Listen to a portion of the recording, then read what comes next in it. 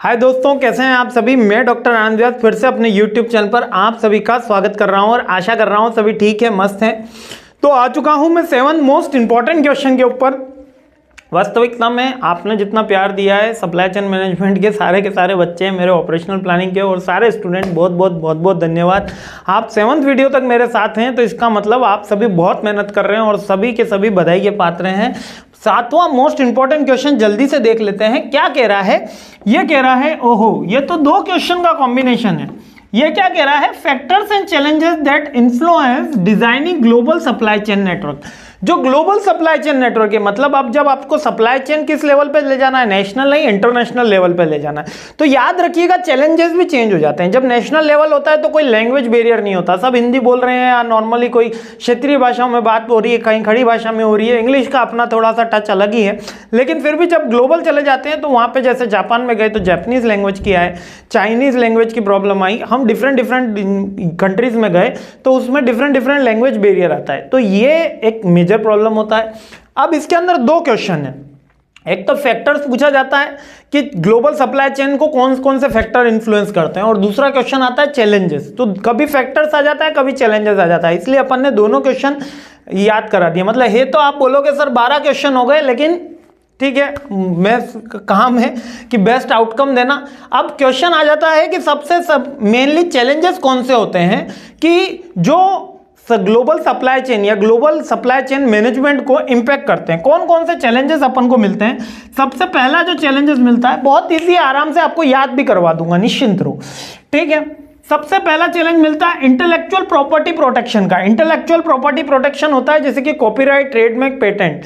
अब क्या होता है, सैमसंग जो है वर्ल्ड वाइड कंपनी है, एप्पल जो है वर्ल्ड वाइड कंपनी। सैमसंग और एप्पल में आपको नहीं पता होगा या कुछ बच्चों को पता होगा कि एक डिवाइस के ऊपर, एक मोबाइल फोन की डिवाइस के डिजाइन के ऊपर करोड़ों रुपए का हर्जाना सैमसंग को देना पड़ा था एप्पल के लिए। क्यों? क्योंकि ऐसा लग रहा था कि उन्होंने एप्पल का डिजाइन कॉपी करा है। तो ये जो प्रोटेक्शन लॉ हैं वो हर नेशन में अलग अलग होते हैं। यूएस में ये प्रोटेक्शन लॉ अलग अलग होगा, है ना, इंडिया में ये प्रोटेक्शन लॉ अलग अलग होगा। तो इसलिए हमको ये वेल वर्स इंपैक्ट देता है जब हम सप्लाई चेन नेटवर्क में जाते हैं कि वहां पर ये आइटम कॉपी तो नहीं हो जाएगा। जैसे चाइनीज लोग क्या करते हैं, चाइना इतना सक्सेसफुल क्यों है? क्योंकि वो किसी की भी डुप्लीकेट कॉपी बना के उसको मार्केट में वहां सेल कर देता है। क्यों? क्योंकि वहां की गवर्नमेंट ने ऐसे लॉ बना रखे हैं कि it is allowed for the domestic company to sell the similar kind of the product with the similar kind of the design. Clear है? तो इंटेलेक्चुअल प्रॉपर्टी प्रोटेक्शन का एक मेजर रोल होता है कि अगर आप ग्लोबल गए तो आपके प्रोडक्ट होने के भी चांसेस, लॉस होने के भी चांसेस ज्यादा हैं। Identify reliability of international business partner. यहां से माल भेजा, पैसा वापस, माल भेजा, पैसा नहीं दिया तो एडवांस 70% दिया, 30% नहीं दिया तो क्यों? क्योंकि वहां के ट्रेड लॉ अलग है, वहां का क्रिमिनल जस्टिस अलग है, वहां के क्रिमिनल लॉ अलग है, वहां के सिविल कोड अलग है, वहां का सिस्टम अलग है। तो अगर मैं किसी पार्टनर के साथ जब आइडेंटिफाई कर रहा हूं, इंटरनेशनल बिजनेस पार्टनर के साथ, तो उसको कैप्चर कर पाना डिफिकल्ट होता है, उसके ऊपर ट्रस्ट कर पाना डिफिकल्ट होता है। यही ग्लोबल सप्लाई चेन में दिक्कत आती है कि मान लो कि मैं होलसेलर बनाना चाहता हूं, एक होलसेलर हमारे प्रोडक्ट का दिल्ली में हो और एक अमेरिका में हो, तो किस पे भरोसा कर सकेंगे? और एक लंदन में हो, इंग्लैंड में हो, तो किस पे भरोसा कर सकेंगे? दिल्ली वाले पे। क्यों? क्योंकि एक नेशन के कारण हमारी टेरिटोरियल उसके साथ ज्यादा पकड़ रहेगी, सेम सिविल कोड लगेगा, सेम रूल्स रेगुलेशन फॉलो करते हैं। लेकिन जब डिफरेंट कंट्रीज में जाएंगे तो डिफरेंट रूल्स एंड रेगुलेशन से डिफरेंट पेमेंट प्रोसीजर है, इसलिए रिलायबिलिटी ऑलवेज अ की फैक्टर। एसेसिंग, इसमें गवर्नमेंट आजकल बहुत हेल्प करने लगी है, बहुत से प्रोग्राम भी चलाती है, ठीक है, जिसमें अपन देखते हैं कि यूपी समिट हो रही है, इनोवेटिव राजस्थान समिट हो रही है, दिल्ली समिट हो रही है। तो ये जो इनोवेशन के जो एमओयू साइन होते हैं वो इसीलिए होते हैं ताकि वेंडर सप्लायर एक दूसरे को आइडेंटिफाई कर सके, और गवर्नमेंट जो क्या करती है इसके लिए बीच में सिक्योरिटी का काम करती है, ठीक है, या अंडरटेकिंग का काम करती है। एसेसिंग फाइनेंशियल एंड इंश्योरेंस, ठीक है, एक फाइनेंस की बड़ी प्रॉब्लम आती है क्योंकि जब सप्लाई चेन को मैंने को ग्लोबल करना है तो हाई कैपिटल की रिक्वायरमेंट होती है। और सेकंड वो इंश्योरेंस की, जो इंश्योरेंस का क्लेम होता है जो शिपिंग कार्गो से जा रहा है या एयर कार्गो से जा रहा है, तो वो इंश्योरेंस में भी प्रॉब्लम्स आती है क्योंकि कहाँ पे उसका करवाया जाए, इंडिया में कि अमेरिका में, और वो अगर वहां पे हो रहा है तो मेरा का क्लेम सेटलमेंट वहीं पे होगा। क्लियर है ना?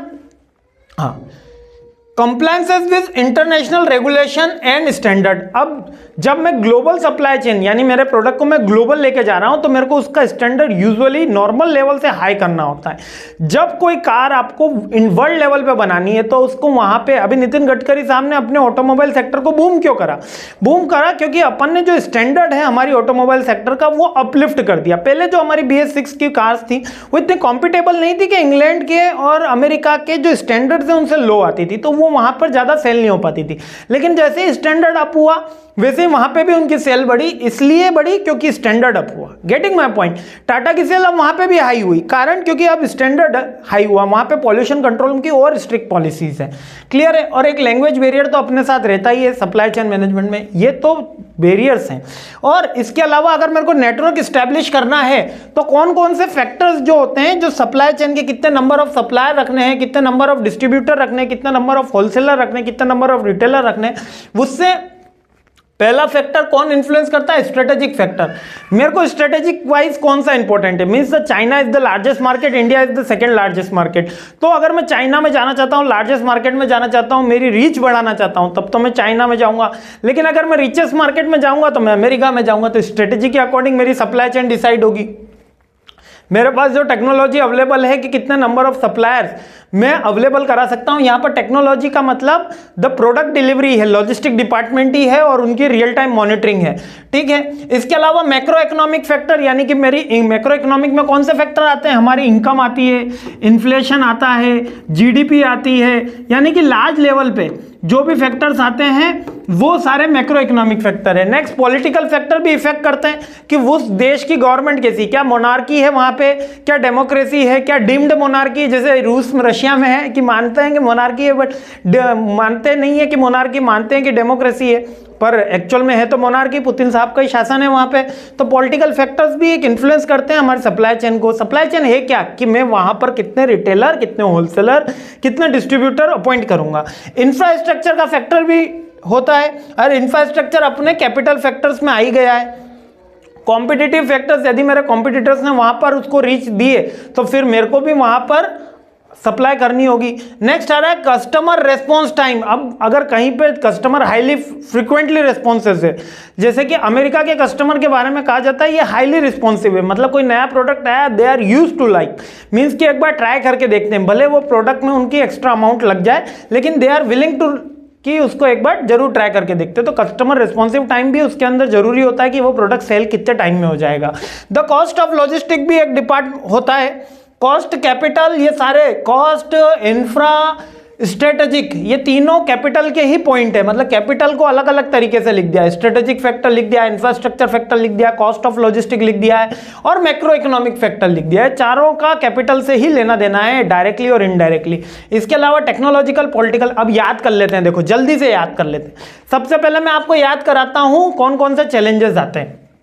सबसे पहले मैं लिखता हूं यहां पे एक लैंग्वेज बैरियर, लॉ का बैरियर, लैंग्वेज लॉ आ गया, कंप्लायंसेस विद इंटरनेशनल लॉ, ठीक है, लैंग्वेज बैरियर, लॉ बैरियर, ठीक है, इंटेलेक्चुअल प्रॉपर्टी LLI और फाइनेंस, ठीक है, और क्या हो गया, आइडेंटिफाई एश्योरिंग रिलायबिलिटी, ठीक है। तो यहां पर अपने ये इसकी शॉर्ट फॉर्म बन गई, तो यहां पे अपन कर सकते हो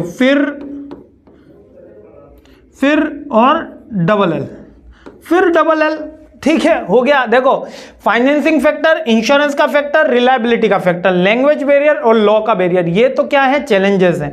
और फैक्टर्स कौन से इन्फ्लुएंस करते हैं, सीधे सीधे आ जाते हैं। फैक्टर्स तो बड़े इजी हैं, अभी याद हो जाएंगे। देखो कल एग्जाम है, याद कर लेते हैं, है ना, कल एग्जाम है। मेरे को क्या है, मैं आपको याद करा देता हूं, मेरे को बड़ा अच्छा लगता है, नींद अच्छे से आती है कि मेरे बच्चे याद करके सोए हैं, ठीक है। पहला फैक्टर है स्ट्रेटेजिक फैक्टर, फिर टेक्नोलॉजिकल, फिर मैक्रो इकोनॉमिक, फिर पॉलिटिकल, फिर इंफ्रास्ट्रक्चर, फिर कॉम्पिटिटिव्स, फिर कस्टमर रेस्पॉन्सिवनेस और तीसरा भी कॉस्ट है। 3 तो सी है, कस्टमर रेस्पॉन्सिवनेस, कॉम्पिटिटर्स और एक रह गया कॉस्ट। कस्टमर रेस्पॉन्सिवनेस, कॉस्ट और competitor, customer competitor, customer competitor, ये 2 पॉइंट तो याद हो गए ना। देखो कस्टमर हो गया, कॉम्पिटिटर हो गया, कस्टमर हो गया, कॉम्पिटिटर हो गया और तीसरी cost, customer competitor cost, 3 point खत्म। अब आगे टेक्नोलॉजिकल और स्ट्रेटेजिकल, ST, ठीक है, और MPI भी याद कर लो। पॉलिटिकल हो गया, M से मैक्रो इकोनॉमिक्स और I से इंफ्रास्ट्रक्चर, ठीक है। CCC, ST, MPI, I hope याद हो गया होगा, नहीं हुआ 2-3 बार याद कर लो, इजीली आपको याद हो जाएगा, रिवीजन कर लो, कोई दिक्कत नहीं आने वाली। जल्दी नेक्स्ट वीडियो लेकर आता हूं और आगे की डिटेल के अपन सारे पॉइंट्स क्लियर करते हैं। जय हिंद, मुस्कुराते रहिए, खुश रहिए।